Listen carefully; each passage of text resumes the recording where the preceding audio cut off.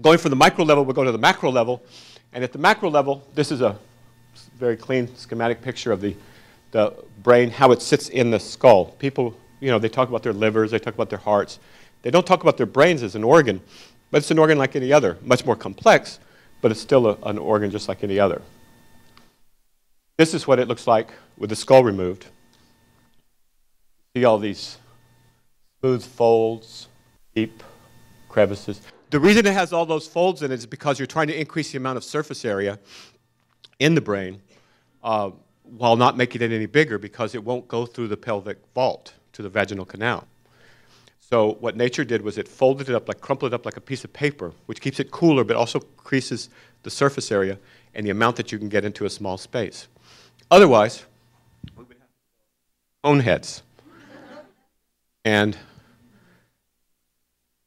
someone in their wisdom decided that cone heads just wouldn't be right, so we went this way.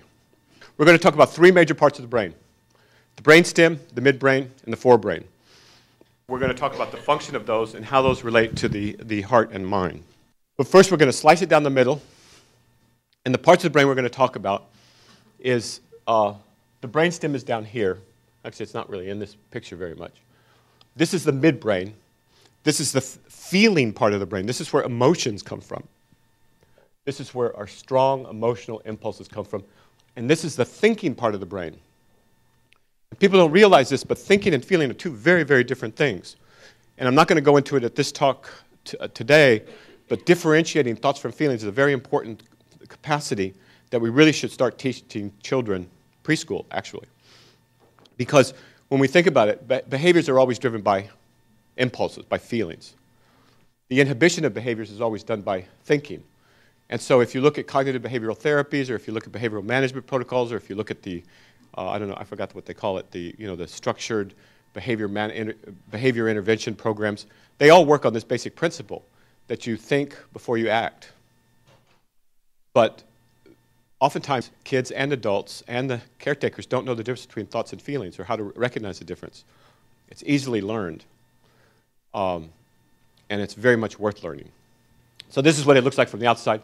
This is the brainstem. This takes care of all of the automatic functions of the brain.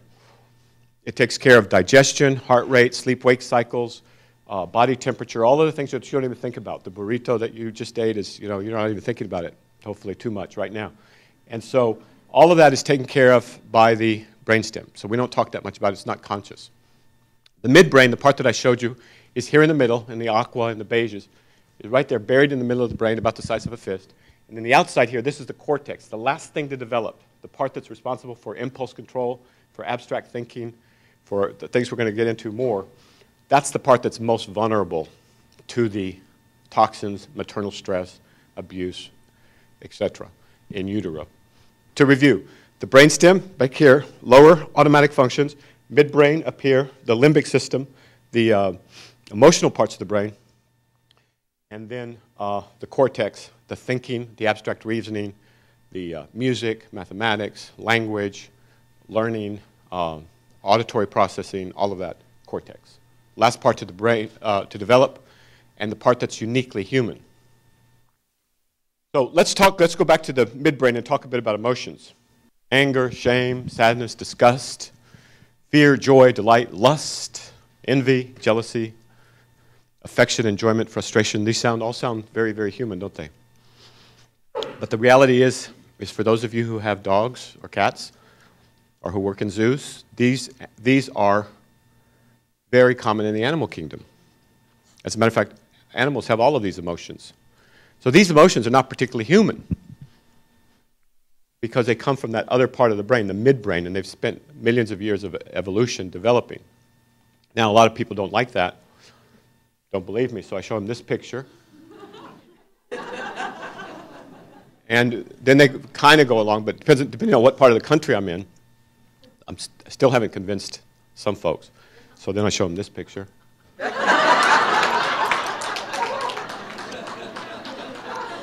And by then, most people usually get it.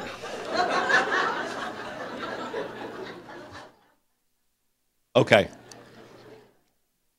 So there's different types of emotions, too. There's hardwired emotions, which are genetic, they're part of our genetic endowment, like fear of snakes, fear of heights. Those are hardwired. Okay, those are built into us. And then there's emotions that we are taught. They're called conditioned emotions by the Sufis in particular. And these are things that we're taught to make us emotional. If you're an American, you get emotional when you hear the Star Spangled Banner. But if you're from Bolivia, it probably doesn't do that much for you, the national anthem of the United States. But the Bolivian national anthem does, as does the soccer team. But the point is that these are learned, okay? They're not innate. And there's different kinds of emotions, and knowing the difference is important. Because some of them could be deliberately cultivated. Art, music, appreciation of poetry or literature or things like that. These are emotions that could be deliberately cultivated or inhibited.